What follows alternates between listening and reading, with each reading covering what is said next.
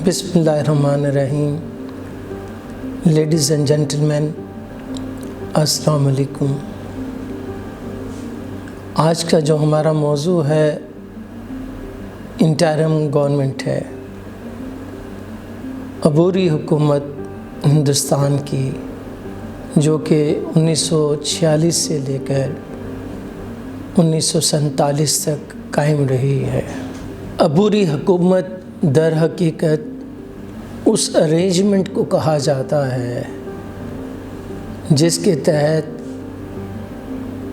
Colonial administration ने काबीना mission plan के तहत लॉन्ग टर्म और शॉर्ट टर्म जो दो हिस्से रखे थे, तो ये शॉर्ट टर्म हिस्सा था। गोया उनका मकसद ये था जब तक कि एक आइन नहीं बन जाता, जो कि उन्होंने खाका दिया, उस वक़्त तक बरतानवी हुकूमत अपने इख्तियारात वो हिंदुस्तानियों को दे दे और वो हिंदुस्तानी जो हैं वो अपने मामलात ख़ुद तय करें, ख़ुद चलाएं, ट्रांसफ़र ऑफ पावर कर दें। तो वो जो इंटरिम गवर्नमेंट है वो किस तरह बनी, उनके क्या इख्तियारात थे, कांग्रेस को कितनी नुमाइंदगी मिली, मुस्लिम लीग को क्या एतराज़ात थे, कितनी नुमाइंदगी मिली, और दूसरी अक़वाम को, माइनॉरिटीज़ को कितना हिस्सा मिला। ये अबूरी हुकूमत का क़याम कैसे अमल में आया, इनकी फॉर्मेशन कैसे हुई, इसकी वर्किंग कैसे हुई। और ये कहा यह जाता है कि दर हकीकत इंटरिम गवर्नमेंट की नाकामी ही की वजह से इंडिया के टुकड़े टुकड़े हुए। अगर ये कामयाब हो जाती तो शायद हिंदुस्तान ना बढ़ता। अब देखना ये है कि लॉर्ड वेवल, जो कि सेकंड लास्ट वाइसराय थे, और वही करता धरता थे 1943 से 20 मार्च 1947 तक के, और उन्हीं की ये शदीद ख्वाहिश थी कि हिंदुस्तान को जल्द अज जल्द ट्रांसफ़र ऑफ पावर दे दिया जाए। इसलिए उन्होंने पहली शिमला कॉन्फ्रेंस बुलाकर कोशिश भी की थी कि एक एग्जीक्यूटिव काउंसिल बना दी जाए, और उनकी पूरी कोशिश के बावजूद वो जो पावर शेयरिंग फार्मूला था वो नाकाम रहा। और कहा यह जाता है कि कायद आज़म ने उनकी इस कोशिश को नाकाम किया, सैबोटाज किया। वो हम पहले बात कर चुके हैं। अभी चूँकि ये काबीना मिशन प्लान का शॉर्ट टर्म प्लान है, हिस्सा है, लिहाजा जो मिनिस्टर्स थे वो ऑन बोर्ड तो थे, मगर side by side Lord Wavell को ये इख्तियारात दे दिए थे कि आप बातचीत करें और यहाँ पर एक अबूरी हुकूमत बनाएं। लॉर्ड वेवल जब ये कोशिश कर रहा था तो उनके जहन में ये था कि यार मेरे गवर्नर जनरल के 1935 के एक्ट के तहत क्या इख्तियारात होंगे, अभी नया आइन तो आया नहीं है। फिर ये कि मैं कांग्रेस को और हिंदुओं को क्या कोटा दूंगा, फिर ये कि मुस्लिम लीग को कितने % नुमाइंदगी दूंगा, फिर ये कि बाकी जो मजहबी अक़लियतें हैं उनको क्या हिस्सा मिले। फिर उनके जहन में ये भी था कि जो पोर्टफोलियोज होंगे, जो मिनिस्ट्रीज़ होंगी, वो कौन कौन सी मिनिस्ट्री कहाँ कहाँ जाए। ये तमाम उनके जहन में ये बातें आ रही थी। तो इसी सिलसिले में उनको बहरहाल एक तजर्बा तो था, जो पहली फर्स्ट शिमला कॉन्फ्रेंस 1945 वाला तजर्बा तो उनके सामने था। उन्हें ये मालूम तो था कि कांग्रेस के मुतालबात क्या हैं, उनको ये भी तजर्बा था कि मुस्लिम लीग के क्या मुतालबात हैं। लेकिन मुस्लिम लीग उस वक़्त इंतखाबात नहीं जीती थी, और उस वक़्त कांग्रेस जो थी वो हर हाल में हुकूमत में आना चाहती थी। अब वो भी बहुत भारी अक्सरियत के साथ इंतखाबात जीत चुके थे, और जो इंग्लिस्तान में भी लेबर पार्टी बरसरे इक़्तिदार आ चुकी थी, और जो ब्रिटिश मिनिस्टर्स थे वो भी सर पर बैठे हुए थे। تو لارڈ ویول ہر حال میں انہیں ایک طرف تو وزراء کو آن بورڈ لینا تھا، دوسری طرف ہز میجسٹی گورنمنٹ کے سامنے جواب دہ ہونا تھا، تیسری جانب کانگریس، مسلم لیگ اور ریلیجس مائنورٹیز کو، خاص کر سکھوں کو کیسے اس نے شامل کرنا تھا، یہ سارے معاملات تھے۔ اس لیے انہوں نے بات چیت شروع کی، بلایا، قائد اعظم کو بلایا، جواہر لال نہرو کو بلایا، مولانا آزاد کو بلایا، گاندھی جی کو بلایا، سردار بلدیو سنگھ آئے اور کئی لوگ آئے۔ کانگریس یہ مطالبہ کر رہی تھی کہ مسلم لیگ ہندوستان کے مسلمانوں کی واحد نمائندہ جماعت نہیں ہے۔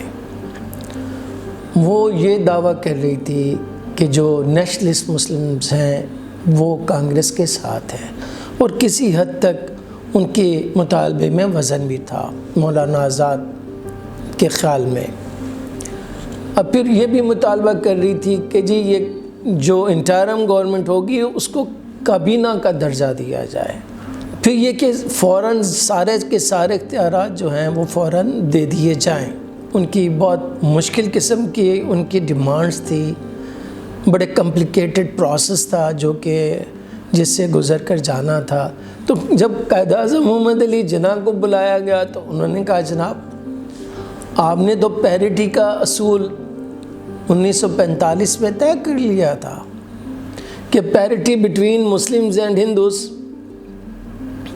اور پھر یہ کہ اب تو ہم انتخابات جیت گئے ہیں، ہم علیحدہ قوم ہیں، بحیثیت علیحدہ قوم ہمارا حصہ 50% ہے، تو جو بھی کابینہ بنائی جائے گی اگر 14 لوگوں پر مشتمل ہے تو 7 ہمارے ہوں گے۔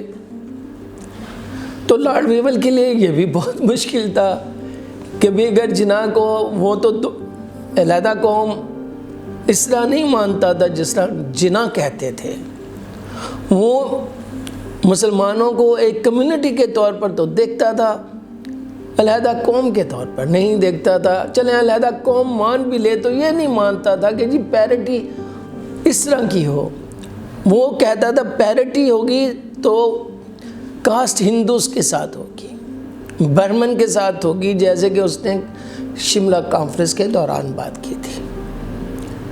تو جناح نے یہ بھی کہا کہ جتنے بھی مسلمانوں کی نشستیں ہیں، وزارتیں ہیں، وہ مسلم لیگ کی ہیں، اور یہ کہ وہ مسلم لیگ کے جو وزراء ہوں گے ان کو نامزد Quaid Azam Muhammad Ali Jinnah as a president of all India Muslim League وہ نامینیٹ کرے گا، وائسرائے اختیارات کا استعمال نہیں کریں گے۔ انہوں نے کہا لارڈ ویول نے کہ جناب یہ تو بڑا مشکل ہو جائے گا۔ انہوں نے کہا اگر مشکل ہوگا تو پھر ہماری جو پوزیشن ہے ہمیں تو ڈر یہ ہے کہ ہمارا مطالبہ پاکستان یہ سیبوٹاج کریں گے، ہمارے خدشات ہیں، اور لارڈ ویول ان خدشات سے پوری طرح آگاہ بھی تھے۔ جب وہ کانگریس کے لیڈر سے ملتے تھے تو انہیں ان سے سمیل دکھائی دیتی تھی۔ لہذا جب انہوں نے دیکھا کہ یار یہ آپس میں بھی معاملات طے نہیں کر پڑتے کہ کیسے انٹرم گورنمنٹ بنائیں، کوشش کی، جناح کی، نہرو سے ملاقات ہو، آزاد سے ہو، گاندھی سے ہو، کوئی ایگریمنٹ ان درمیان نہیں ہوا۔ پھر لارڈ ویول بذات خود بھی ان کو لے کر بیٹھ گئے کہ یار کوئی ہمیں باعزت طریقے سے ٹرانسفر آف پاور کرنے دو، رسپیکٹفلی ہمیں ہندوستان چھوڑ کر جانے دو۔ وہ جو بعض معصوم یہ کہتے ہیں کہ جی انگریز تو چھوڑنا ہی نہیں چاہتا تھا، وہ چھوڑنا چاہتا تھا مگر اپنی شرائط کے ساتھ ہی چھوڑنا چاہتا تھا، پاور تو دے ہی رہا تھا۔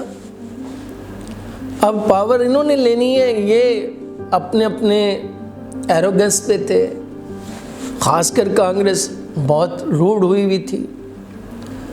پھر انہوں نے کہا یار یہ تو وقت ضائع کیے جا رہے ہیں۔ 16 مئی کو انہوں نے لانگ ٹرم پلان کی سٹیٹمنٹ دے دی تھی، تو 16 جون کو 1 مہینہ لگا، 16 جون کو انہوں نے شارٹ ٹرم پلان کی بھی سٹیٹمنٹ دے دی۔ 14 رکنی کابینہ بنانا چاہتے ہیں، 14 پرسنس۔ ان 14 رکنی کابینہ میں 6 لوگ کانگریس کے ہوں گے، مگر اس میں کوئی مسلمان شامل نہیں ہوگا۔ ایک ان میں سے اسکیجولڈ کاسٹ، جسے اس وقت شودرا کہا جاتا تھا، وہ شامل ہوگا۔ 5 مسلمانوں کے ہوں گے اور سارے کے سارے 5 مسلم لیگ سے ہوں گے۔ ایک ان میں سے ایک سکھ ہوگا، ایک عیسائی ہوگا اور ایک پارسی ہوگا۔ یہ 14 رکنی کابینہ ہم بنانا چاہ رہے ہیں اور ہم آپ کو دعوت دیتے ہیں کہ اس میں آپ شامل ہوں۔ ایک طرف تو مولانا آزاد کو انہوں نے آن بورڈ لیا، دوسری جانب قائد اعظم محمد علی جناح کو بھی انہوں نے آن بورڈ لیا اس سے پہلے۔ انہوں نے کہا قائد اعظم محمد علی جناح کو، جناب ہم بہت جلد ہندوستان چھوڑ رہے ہیں، ہمیں دکھائی دیتا ہے کہ خانہ جنگی طرف ہم جا رہے ہیں، تو آپ اس کا فائدہ اٹھائیے۔ تو قائد اعظم محمد علی جناح نے کہا چلیں فرض کریں ہم کابینہ مشن پلان کو دونوں لانگ ٹرم اور شارٹ ٹرم دونوں حصے مان لیتے ہیں، اور اگر کانگریس نہیں مانتی ہے تو کیا آپ ہمیں حکومت بنانے دیں گے؟ لارڈ ویول، اور انہوں نے کہا وعدہ کرتا ہوں اگر کانگریس نے انکار کیا تو میں آپ کو حکومت بنانے دوں۔ انہوں نے کہا جی پھر اسٹیٹمنٹ دیجئے۔ پھر انہوں نے اسٹیٹمنٹ دی، اور وہ اسٹیٹمنٹ بھی لارڈ ویول نے وزراء سے مشورہ کرنے کے بعد دی ہے انہوں نے، اور انہوں نے کہا in the event of the 2 major parties or either of them proving unwilling to join in the setting up of a coalition government on the above lines, it is the intention of the Viceroy to proceed with the formation of interim government, which will be as representative as possible of those willing to accept the statement of May 16th. یہ 16 کو دیتے ہوئے انہوں نے یہ کہا۔ یہ جب لانگ ٹرم پلان بھی آ گئی 16 مئی کا، 16 جون کا شارٹ ٹرم پلان بھی آ گیا، تو کانگریس نے جو کہ ان کے ہاں میٹنگ ہوئی 20 جون سے لے کر 25 جون تک، میں نے جیسے پہلے پچھلے لیکچر میں کہا دھواں دھار تقاریر ہوئیں حق میں اور مخالفت میں۔ مجموعی طور پر ایسا لگتا تھا کہ اکثریت جو ہے وہ کابینہ مشن پلان کو نہیں ماننا چاہتی۔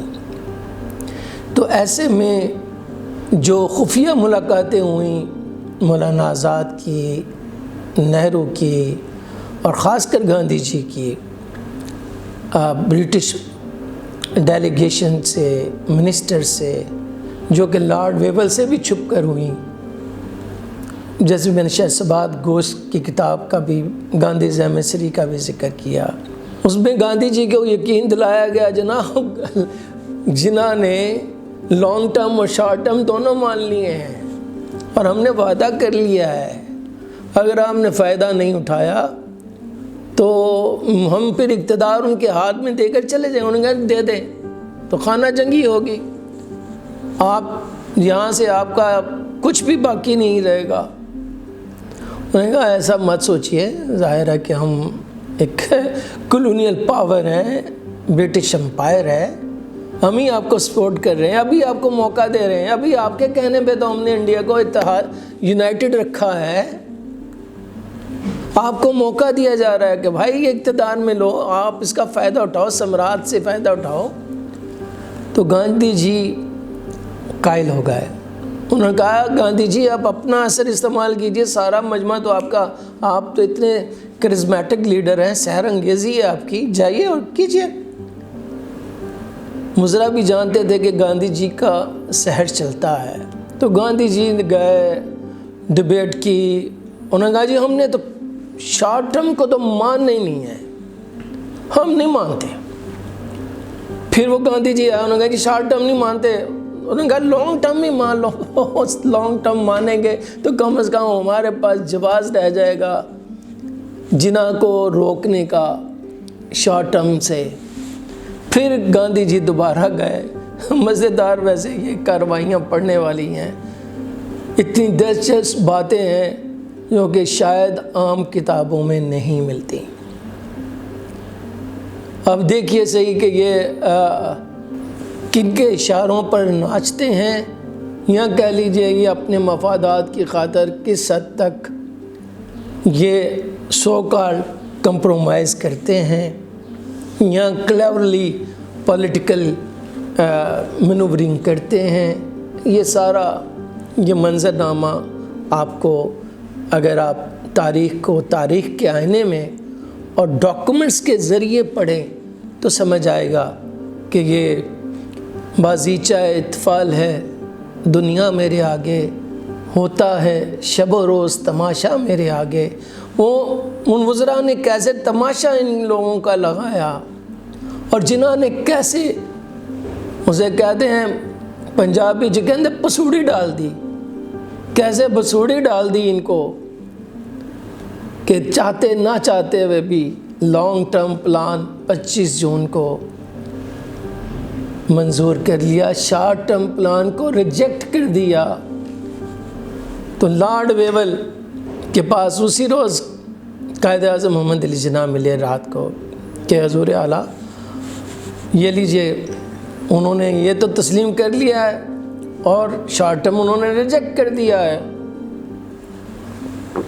ہم نے وعدہ کیا تھا ذاتی حیثیت میں اور سٹیٹمنٹ دی ہے منسٹرز اور اپنی اور برٹش گورنمنٹ کی جانب سے, اب ہمیں انٹرم گورنمنٹ بنانے دیجیے. لارڈ ویول نے بات کی وزراء سے, انہوں نے کہا جناب گورنر جنرل صاحب, وائسرائے صاحب ٹھہریے, یہ اتنا آسان نہیں ہے. ہم کانگریس کو, ہندوؤں کو, 70% لوگوں کو نظر انداز کر کے مسلم لیگ کو, مسلمانوں کو حکومت کیسے بنانے دیں؟ خانہ جنگی ہو جائے گی. اور پھر اسی کو تو ہم اوائڈ کرنے کی کوشش کر رہے ہیں. ہمارا یہاں سے نکلنا پرامن طریقے سے مشکل ہوگا. اسی لیے پھر لارڈ ویول اسی دوران, ویسے تو وہ 45 سے, اسی دوران لارڈ ویول ایک اور پلان بنا رہا تھا. تو جناح کو انہوں نے ٹال مٹول کیا, جناب مجھے ٹائم دیجئے, میں سوچتا ہوں, میں دیکھتا ہوں, مگر وہ شرمندہ اتنا تھا کہ وہ لفظوں میں بیان نہیں کیا جا سکتا. وہ لکھتا ہے اپنی پرائیویٹ ڈائری, پڑھ لے کوئی, کہ یار میں نے وعدہ کیا, ان سے پوچھ کے کیا, تو پیچھے مڑ کر دے گا تو کوئی بھی ساتھ نہیں دے رہا تھا. وہ اتنے خوفزدہ تھے کانگریس سے, اور کانگریس سے کیوں نہ خوفزدہ ہوں. میں نے جیسے پہلے کہا بھائی 75% تو ہندو ہیں, اور اس 75% میں 99% کی نمائندہ کانگریس ہے. پتا پتا بوٹا بوٹا حال ہمارا جانے ہے, جانے نہ جانے گل ہی نہ جانے, باغ تو سارا جانے. کہتے رہو جی کانگریس سیکولر تھی. بھائی 45-46 میں تمام ہندو جس نے ووٹ کاسٹ کیا سارے ایک ہی سب میں کھڑے ہو گئے, محمود و ایاز. یہ تو مسلم لیگ تھی, مسلمان تھے جو آزادانہ سوچتے تھے کہ مسلمانوں میں پھر بھی 13 سے 12% مسلمانوں نے مسلم لیگ کے حق میں ووٹ نہیں دیا. تو جنہوں نے مائنڈ تو نہیں کیا, نہ میں مائنڈ کر رہا ہوں, ان کو پورا حق حاصل تھا, اور انہوں نے جنہوں نے رائے دی آزاد اور باقیوں نے دی, بالکل سینسیبلی انہوں نے رائے دی ہے. مگر ادھر ہندو, چاہے وہ پنجابی تھا, بنگالی تھا, وہ سب ایک ہی سوچ رہے تھے, مائنڈ سیٹ ایک ہی تھا. And that is why the two nation theory is important. آپ دیکھ لیجئے کہ اسی دوران جب کابینہ مشن پلان چاہتا رہا, جولائی میں مولانا آزاد کو ٹیشو پیپر کی طرح اٹھا کر باہر پھینکا اور جواہر لال نہرو کو پریزیڈنٹ بنا دیا. اور 10 جولائی میں مولانا آزاد صاحب ادھر ہوئے, جواہر لال نہرو صاحب صدر بنے اور انہوں نے پریس کانفرنس کر ڈالی. پریس کانفرنس میں کہا جناب یہ کیا ہے کابینہ مشن پلان, ہم تو نہیں اس کو مانتے. بھائی یہ جو آئین ساز اسمبلی ہوگی یہ اس کے اختیارات میں ہوگا کہ وہ جتنی چاہے وفاق کو اختیارات دے, جتنے چاہے سینٹر میں پاورز آئیں, جتنے چاہیں صوبوں میں آئیں, اور ہم نہیں مانتے یہ جو زونز وونز ہیں. ہم تو صوبائی خود مختاری کو بھی دیکھیں گے. یہ کیا آپ نے زبردستی پنجاب کو اس زون میں ڈال دیا, آسام کو اس زون میں ڈال دیا, یہ کیا کہ NWFP کو بھی آپ نے اس میں ڈال دیا. ہم یہ سب چیزیں جب آئین ساز اسمبلی میں جائیں گے ہم توڑ دیں گے. جب یہ پریس کانفرنس میں کہا تو قائد اعظم محمد علی جناح being a civilized person, a cultured person, was bound to promise or bound to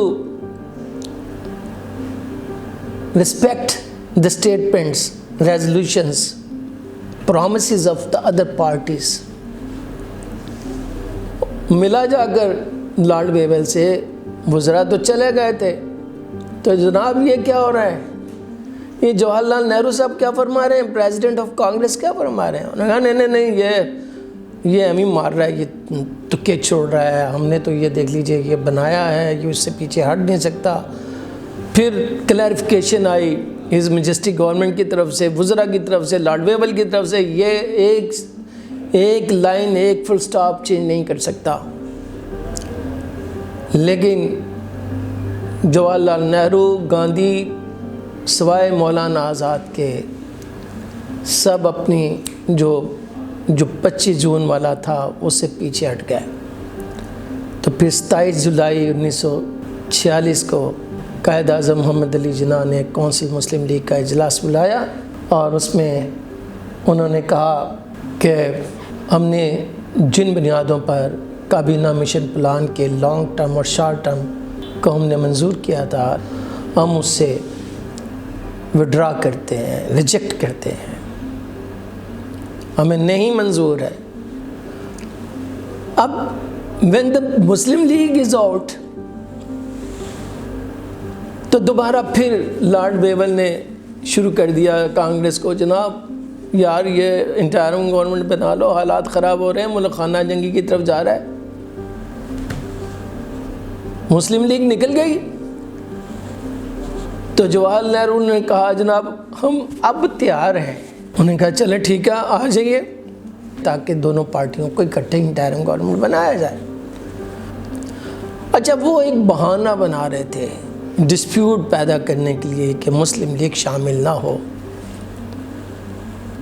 جب کانگریس نے اعلان کیا کہ جی ہم حکومت میں شامل ہونا چاہتے ہیں, تو 2 سپٹمبر 1946 کو لارڈ ویول کو مجبور کر دیا گیا لیبر پارٹی کے لارڈ ایٹلے نے, برٹش کیبنٹ نے, ہز میجسٹی گورنمنٹ نے, کہ تم لازمی کانگریس کو حکومت بنانے دو. ایسی تیسی میں پڑے مسلم لیگ. لارڈ ویول نے کہا ایسا نہیں ہو سکتا. انہوں نے کہا نہیں آپ ہر حال میں کریں. بہت دباؤ جب پڑا تو وہ جواہر لال نہرو صاحب نے انٹرم گورنمنٹ بنائی. غالب کا وہی شعر کہ پہلے آتی تھی حالت دل پہ ہنسی, مگر اب کسی بات پہ نہیں آتی. بھائی جن بنیادوں پر پہلے آپ رد کر چکے تھے اسی ٹھوکے پہ اب چاٹا کیوں؟ میں بتاتا ہوں کیوں. 5-7 مرن گوانڈنا تے رہندیاں نو تاپ چڑھے, تے گلیاں ہو جن سونجیاں وچ کانگریس یار پھرے. صرف ان کے سامنے ایک ہی پہلو تھا کہ مسلم لیگ کو ہم نے سائیڈ لائن کر کے باہر نکال کر حکومت بنانی ہے, ورنہ نہیں بنانی ہے. اور لارڈ ویول یہ نہیں چاہتا تھا کہ ایسا ہو, مگر اس کے گلے پہ انگوٹھا رکھنے والی بات تھی, اسے بنانے دینا پڑا.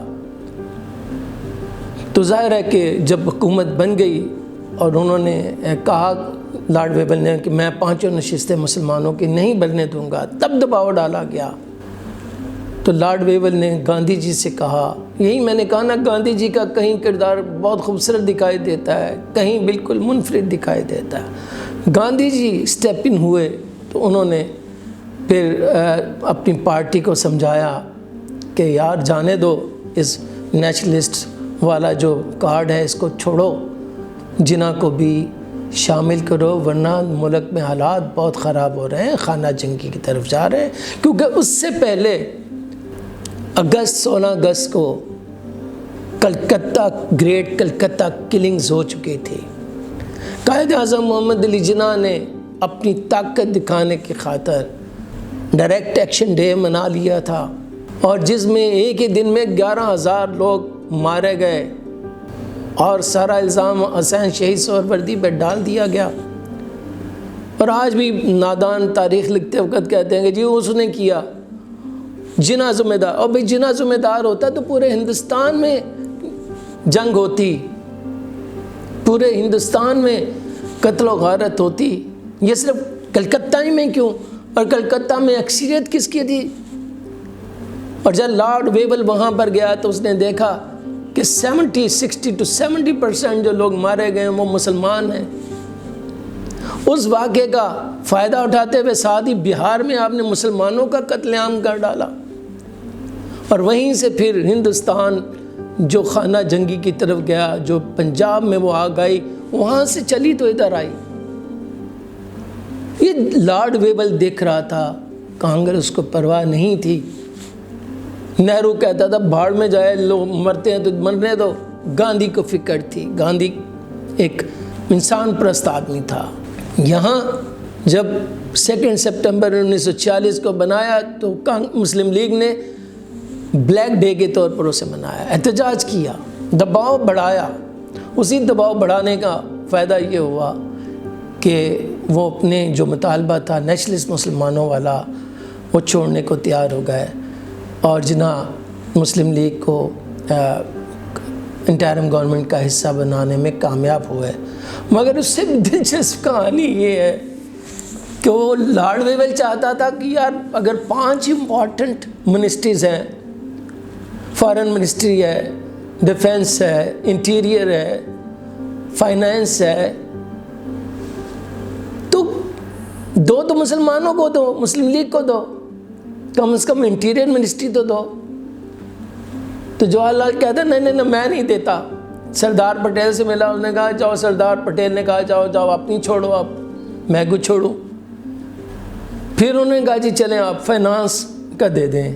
انہوں نے سوچا، بنیا تھے کہ مسلمانوں کو تو فائنانس کا پتہ نہیں ہے، تو ایسے میں چودھری محمد علی لکھتے ہیں ایمرجنس آف پاکستان نے، میں نے جناح کو مشورہ دیا اور جناح نے وہ منسٹری لے لی، اور وہ منسٹری 5 لوگوں میں سے ایک ہندو بھی لیا جوگندر ناتھ منڈل، اور اسی دن انہوں نے بنیاد رکھ دی کہ پاکستان ایک مسلم اکثریتی ملک ہوگا جس میں ریلیجس مائنورٹیز کو اور مائنورٹیز کو ایکول رائٹس دیے جائیں گے۔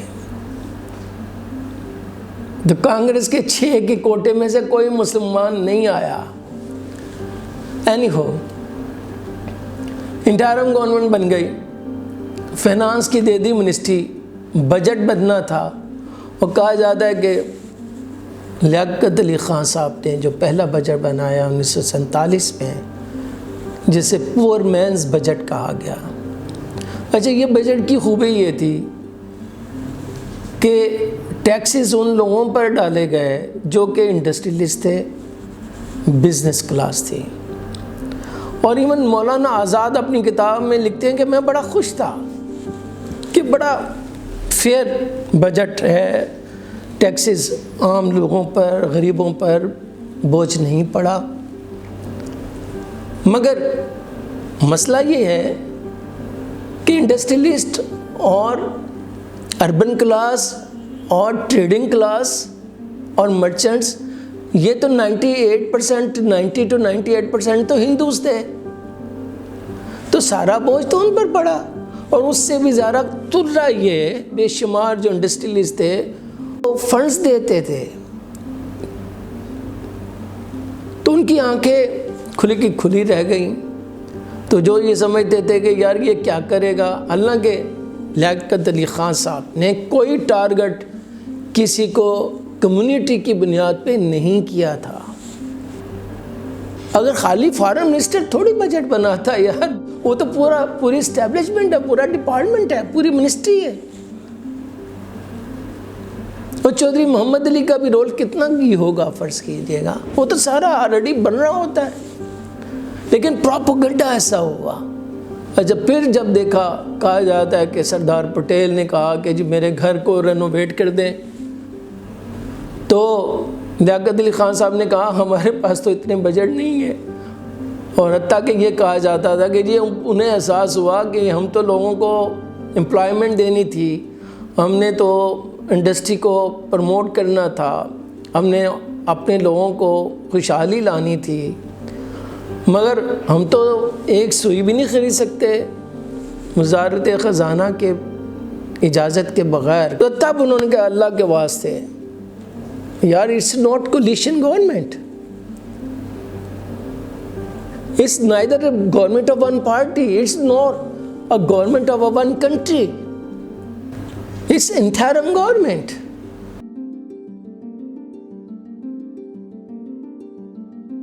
مولانا آزاد صاحب بالآخر آج آپ بھی قائل ہو گئے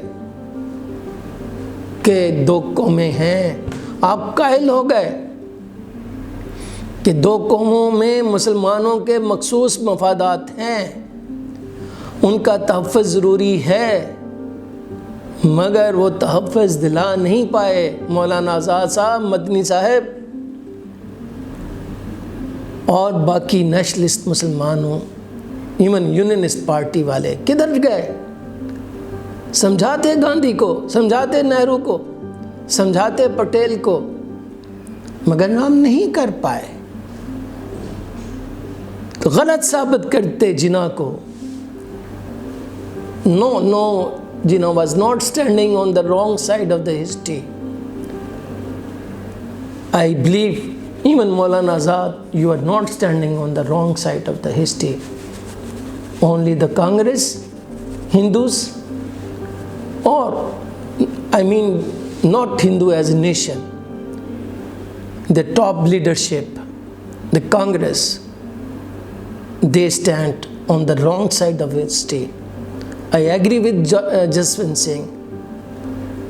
If even at that time when India, which was united by the British administratively, if that India was disunited, partitioned, divided, broke into pieces, mainly because of weak leadership of Congress. But I would end by saying this: it's because of the Hindu mindset, and Hindu mindset against the Muslim is the two-nation theory.